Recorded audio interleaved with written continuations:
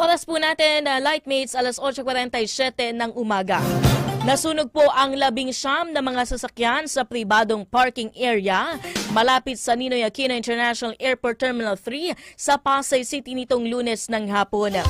Ayon sa Manila International Airport Authority, posibleng nagmula ang sunog sa mga tuyong dahon na sinamahan pa ng malakas sa ihip ng hangin na nagresulta ng malaking sunog.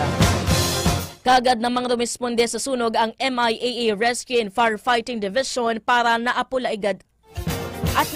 kaagad ito. Idineklang fire out na ito mag-aalas 2 ng hapon. Dagdag pa ni MIAA General Manager Eric Ines, sasagutin ng pribadong kumpanya ng nagrerenta ng lupa sa ahensya ang gasto sa mga nasirang sasakyan. Binigyan din pa ng opisyal na oobligahin nila ang kumpanya na gumawa ng kasulatan hinggil sa binitiwang pangako.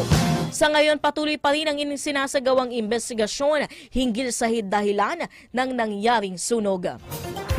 Live TV Radio! Live TV Radio! Live TV Radio!